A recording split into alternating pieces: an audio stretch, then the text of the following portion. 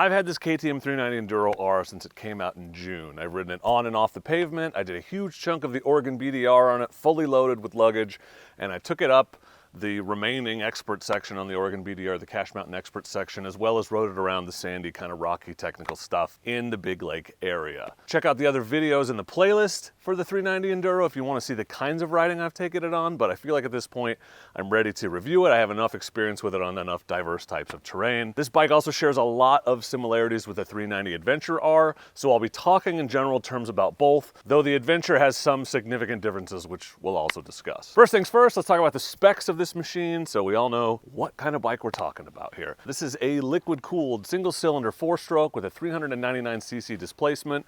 Claimed horsepower is 44 to 45, torque somewhere in the 29 foot-pound range, and it has a 6-speed transmission with a slipper clutch and ride-by-wire throttle. Front suspension is a 43mm WP Apex open cartridge fork, and it is fully adjustable. The rear is a WP Apex split piston monoshock, adjustable preload and rebound only. It has 9.1 inches of suspension travel, both front and rear. Wet weight, 364 is the claim. I actually weighed it yesterday. I bought an industrial scale from Amazon. 367 pounds as it sits right now. So their claim is pretty close. 10.7 inches of ground clearance, 35-inch seat height, and a fuel capacity of 2.4 gallons. The wheels are spoked, 21-inch front, 18-inch rear. They have tubes. The Enduro R comes with the Metzler Crew 4 dual sport tires, which are actually not terrible as far as stock dual sport tires go. The brake calipers are Bibre, which is made by Brembo. It's their sort of lower spec brand, and it has dual circuit switchable ABS. This bike comes with 2 ride modes, street and off-road, both of which adjust the throttle, the ABS, and the traction control. It has a 4.2-inch wide, it's about an inch high, TFT display, and it has switchable traction control and switchable ABS. Cool, that's the bike. After riding it for 4 months, what do I like about it? Well, there's a lot. This is the best out-of-the-box dual sport for highway riding, except for maybe the KTM 690. It will cruise for hours at 75 without breaking a sweat. When I did that Oregon BDR run, I rode it all the way up to Mount Hood on the Oregon BDR, and then I turned around and came back on the highway. It's about 3 hours of riding straight on this bike, about 2 hours on the freeway, and it was great. It didn't miss a beat. I haven't ridden a dual sport, especially a smaller displacement dual sport like this that can keep up on the highway and the freeway like that, so it's probably the best dual sport other than the 690 in terms of highway capability and highway comfort. But somehow, with that, it's also super fun when you leave the pavement. I was ripping it up the blue trails at the local OHV area. I was taking it off jumps and just doing dumb stuff. It's a fun bike to ride, and it's pretty damn capable, all things considered. It's not a 500 EXCF, but it costs half as much and is way more than half as good. It has a built-in USB charger. I shouldn't even have to say this because it's 2025, but most stock dual sports do not come with a USB charger. Thank you, KTM, for that. The stock tires are decent for once. A lot of especially the lower spec entry-level dual sports come with pretty streety tires. These are okay. They're not great in the sand or the mud, but they're really good for dirt, hard pack, loamy stuff. They're good for gravel. They do fine. So, and for the rider I think this bike is aimed at, it's gonna be plenty of traction. This thing right here, that right there is the coolant check and the fill. That's one of the easiest ones I've ever seen to get to. Pretty cool. Right on top there where you can see it and get to it easily without trying to reach in and around or up underneath the bike or whatever. The much maligned low exhaust, people are really concerned about the low exhaust, although I think that's way overblown, but there are some advantages to it.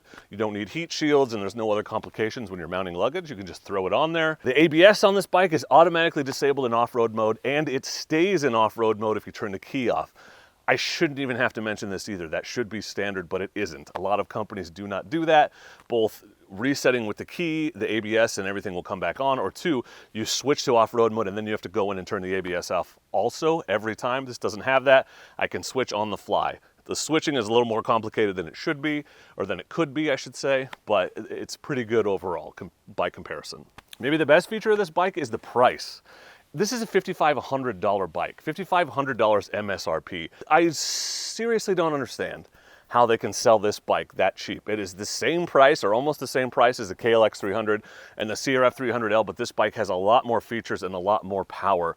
Comparing this bike to the CRF and the KLX is kind of like comparing a calculator to an abacus, and yet the price is the same as those lower spec bikes. The suspension is decent, not amazing for hard riding, but again, I don't think that's who this bike is made for, but it's decent and it's adjustable on the fly. There are clickers on top top of the forks. You don't need to stop, get a screwdriver. If you're like, oh, it feels a little harsh up front, you can click it while you're riding. Again, the kind of things you really only see on higher spec bikes. KTM has included it on this 390.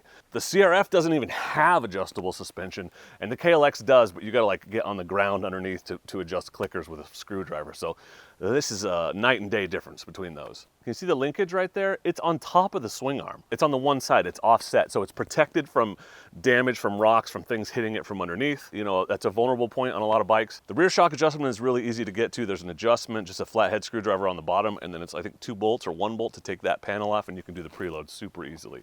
And I think above all, the biggest thing I like about this bike, the greatest thing about this bike, is that it's just so much value for what you're paying. I just can't state enough how great the price for this bike is. KTM has pulled off a total coup. This bike would be worth it at $7,000. I think I could say this is a good value at $7,000 US, and it's only $5,500. An incredibly good value, a very good bike for the price. Having said all that, here are some things I don't like, and I think it's important to state, and we'll come back to this, that I am more of an intermediate rider these days. I'm not a true beginner anymore. So some of the things that annoy me are things that will annoy intermediate, more experienced riders, and you know, a new rider may not even notice. And the first thing I don't like is that the power delivery on this bike is absolute dog shit. I complained incessantly about the power delivery on the 690 and how it doesn't really gain a lot of horsepower and a lot of torque until you get it up in the rev range. This bike is worse than that. Now, caveat here, I know there's been an update to the fueling, and I know that you can buy a new ECU or buy a tune that will eliminate some of this, but at the end of the day, it's still a high revving motor that makes its power up high, and it is a significant departure from, say, the aforementioned KLX 300 or the CRF 300L or any other dual cylinder or single cylinder adventure or dual sport bike. The only two I've ridden that are bad this way, that really are noticeably different, are the 690 and this 390. There is no power down low, and it hits suddenly as you rev the engine up. Again, not a problem if you know what you're looking for, but I want low-end grunt so I can crawl through stuff, especially on a smaller, lighter bike, and a bike with less power overall, because it's not going to be as good at saving me. You have to rev this bike out to get most of the power. Now, a newer rider, that's a good thing, right? You don't know how to control more power. Maybe you want it to come on so you're not surprised. I don't know, but I absolutely dislike the way the power is made on this bike. It drives me nuts. It is a significant difference. People will argue in the comments, that's fine, but it's the same problem I had on the 690. It's just, if you look at the torque curve and the horsepower curve, it makes way less horsepower around 2,000 RPM, which is, you know, sometimes where you live when you're starting off up a hill climb or whatever. So I'm not the first person I've heard complain about this, but I despise the power delivery on this bike. I've also had the flame out issue. You slow down, you throttle off, and then you go to take off again, and it just dies. That happened to me, I don't know, 5 times on my first ride. You can watch that video and see it happen in real time. Supposedly there has been a software update. I haven't taken it in for recall, so it may be better, but that is a real issue with this bike out of the box, is the flame outs down low, and the same with the kickstand issue. It's too easy to hit the kickstand with your heel. The kickstand bounces when you go up and down stuff. I know that's been fixed by a recall. I just haven't taken it in yet, but I had to clip the magnet off and zip tie it to the sensor so that this thing would run most of the time when I wanted it to. The suspension on this bike is above average, particularly for this price point, but it's still kind of soft. Again, that's by design, I assume, for more entry-level riders and the kind of riding they do, and more comfort on the slower, you know, just kind of cruising on a bumpy road and on the pavement. But if you're wanting to hit technical stuff at speed, you're definitely going to find the limitations. It will bottom. The stock seat sucks, but that's always the case with dual sports. The rear pegs flop down every time you hit a bump, or if you put the kickstand down. It's a super weird design. Never seen that before. I had to zip tie mine up. The oil changes, this is a KTM thing, are kind of annoying. There's 2 screens you got to pull. You got to pull the filter, and you got to do the drain plug. And I thought I had an oil leak for about a month here, and it turns out I just hadn't tightened one of the many bolts that have to be retightened quite enough. I put a quarter turn in and it stopped. But it's just, compared to, say, the CRF 300L, where you pull the drain plug, pull the filter, replace it, drain plug, fill it back up, it's about twice as complicated. It's not a deal breaker, it's not super hard, but there's definitely more there. The minimal screen, which they are saying, oh, so cool, it has a minimal small screen because it's a dual sport. Super cool, but it offers minimal information. It is less than I want a lot of the time, and it makes navigating the menus kind of funky compared to what you would see like on the Adventure, which has a much bigger screen, a 5-inch screen.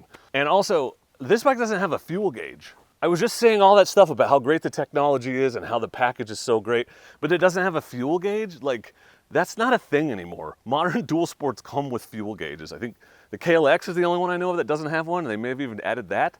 The new DRZ has one. My CRF has one. Why no fuel gauge? Like, I get that you can just set the odometer and kind of guess based on that, but you did all this stuff. You put all this electronics into this bike and you didn't add a fuel gauge. The Adventure has a fuel gauge, so I know it's possible. Why is there no fuel gauge on this 390 Enduro? It's so dumb. Seems like an obvious thing that you would throw in. No lean sensitive ABS and traction control. The Adventure model has both of those, so I know it's possible. No cruise control. That's also available on the Adventure model. I get trying to keep it kind of lighter and leaner because it's an Enduro bike, but how much weight would that really have added? And it would be even more feature rich. Like, I'm not saying those are necessary and required things on a dual sport, but it would have been very easy to include them because you've already done it on the other model that's basically the same. I don't love where the key is. The key sits on the fuel tank instead of up on the handlebars behind the bars. I don't like that. I can't use a bar bag, and I just feel like having it in the other place is better.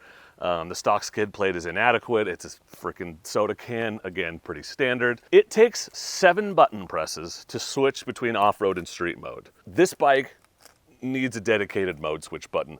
It is 2025, all bikes should have this. My CF Moto has it.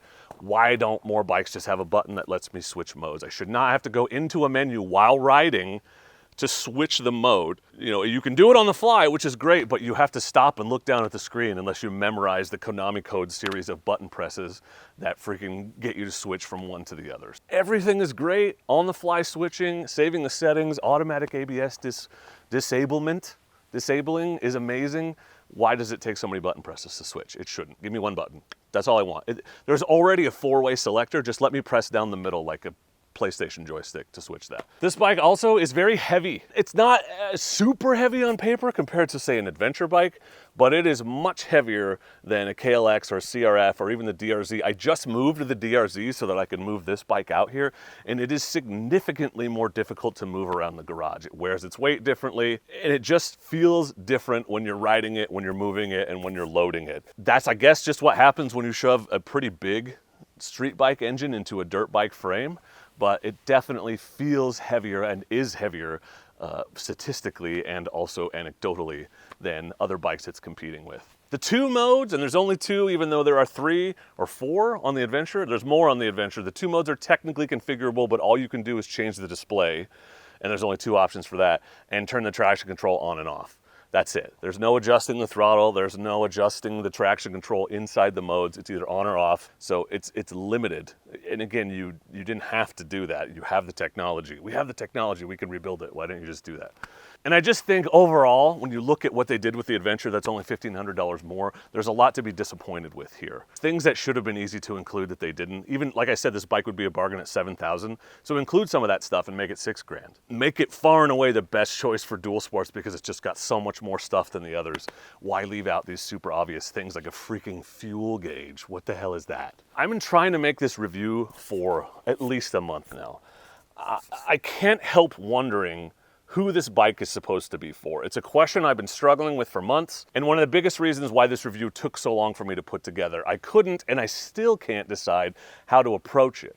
What is the point of this bike? And finally, I just decided to just articulate all of my questions and concerns instead of trying to solve the problem myself. So let me tell you sort of my final conclusion is confusion, at least to start. At first, I thought of this bike as a successor to the DR650, a highway-capable dual sport that's still light enough to tackle most technical terrain, but the fuel tank is incredibly small, so it seems clear that's not the intended use case. I have ultimate fuel anxiety when I ride this thing. It only has about 100, 110, 120 miles of range. That's not enough for most of the riding I do, even here, and I live close to the good stuff. I'm sure bigger fuel tank options will emerge, but at that point, if you're paying extra to add a fuel tank, if you're adding weight from a fuel tank, why not just get the Adventure and get cruise control, a fairing, and everything else along with it? Then I thought maybe it's an entry-level dual sport designed to compete with the KLX 300 and the CRF 300L. The price is certainly right, and it's better on the highway and as good or better on the dirt than those bikes, except it's just so damn heavy. 367 pounds is insanely heavy when compared to the 313-pound CRF 300L or the 302 pounds of the KLX 300. It's very noticeable. It's like a 20% increase. Hell, it's 30 pounds heavier than the CRF 300L Rally, and the Rally has a full fairing and a 3.5-gallon fuel tank. So that's not it. Maybe it's supposed to compete more directly with like the DRZ 4S, sort of your second dual sport, right? A mid-range dual sport. It is about 30 pounds heavier than the DRZ, but the displacement is nearly identical. The KTM has more horsepower and about the same amount of torque at a much higher RPM, as we mentioned. The KTM does have the much desired 6th gear, and it's about half as expensive as the DRZ, but the DRZ has much better ground clearance and longer suspension travel, and is clearly intended for more serious off-road riding than the KTM. So after all that, I just can't shake the feeling that this bike doesn't really fit anywhere. You know, maybe that's because it's not a bike that's intended for me as a rider, or because I just can't get over its disadvantages, or maybe because all the haters are right and I just hate KTMs and can't find anything good to say about them. Or maybe KTM is just doing their own thing. Maybe it's not supposed to fit anywhere. It certainly serves as an excellent entry point into the KTM ecosystem, and the bike has some significant advantages over other offerings in the price range. Maybe I'm just overthinking it? My biggest unanswered question for this, the thing that I keep coming back to, is I don't understand why you would pick this over the KTM 390 Adventure R.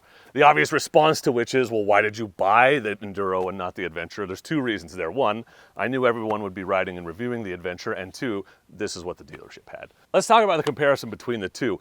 The 390 Enduro here excels on the highway. It offers a lot of features for a great price, but the 390 Adventure by comparison is only $1,500 more. It weighs 40 pounds more, which is a lot. Has almost 4 gallons of fuel, meaning that a third the weight difference is fuel alone, which you'd get if you put a bigger tank on this anyway. The Adventure has a bigger display, much better brakes, much better electronics, including cornering ABS and MTC, plus cruise control is an option, none of which this has. The Adventure has a lower, more approachable seat height. Suspension travel is about the same. Basically, the Adventure is better at everything the Enduro does well and solves my two biggest complaints: fuel capacity and highway comfort. The only real advantage here is it's a little bit lighter, but when you add the extra fuel of the Adventure, it's not that much lighter, and it's cheaper, obviously. For me, at least, I think the Adventure just makes a lot more sense. The Enduro is too heavy for any serious off-road riding, or at least the type that I want to dual sport for, that I wouldn't be taking an adventure bike on in the first place. So I'd rather lean into the Adventure's on-road prowess and still end up with the lightest adventure bike on the market for when I want to leave the pavement. But, and it's a big but, like the one I'm sitting on, I think I've been missing the point with this thing. It's not for me, at least not for the rider I am right now. If you're dirt curious and walk into a dealership to compare inexpensive entry-level dual sport bikes, this thing has a ton of advantages over the competition. A new dual sport rider isn't going to care about or even notice the softer suspension or the extra weight. The power delivery that is a near deal breaker for me is not something that a new rider is going to care about because they don't know the difference. They're just going to see a feature-rich bike that can go off-road and absolutely destroy similarly priced bikes on the pavement. So at the end of the day, I personally would not buy this bike. People keep asking me how I like it, and I just don't think I do that much. I just think there are things that do what I want to do better for the similar price, and the advantage of this bike are not advantages I need because I have an adventure bike in the garage. But if you're looking for a first dual sport, it is very hard to argue against this bike. It's kind of the perfect gateway drug bike for both ADV and dual sport. You'll ride it for a while, and once you decide what kind of riding you enjoy, you'll end up upgrading to the 390 Adventure or moving up to a dirt-oriented dual sport like the KTM 500. The limitations that you noticed most will help you decide which path to pursue. If the weight bothers you and you're off the pavement a lot, well then your second bike should be a lighter dual sport. If the lack of range bothers you and you find yourself on the highway a lot, well then you are probably the perfect candidate for the ADV version or even a different, bigger adventure bike. The KTM 390 Enduro is an excellent gateway into both ADV and dual sport riding, and all for an amazing price. I personally think it falls flat when you look at it through the lens of a more experienced rider, but for a try-it-all, do-it-all, true dual sport motorcycle, there's a lot to love here. So any fellow KTM 390 Enduro or adventure riders out there, owners out there, let me know in the comments if you've had the recalls done, what kind of a difference has that made? What do you think about the bike so far? You know, because people watch these videos trying to make a buying decision, so your experience is valuable. Please share it in the comments. Thank you all for watching. I appreciate you, and please do not forget to be excellent to each other. Thank you. Excellent!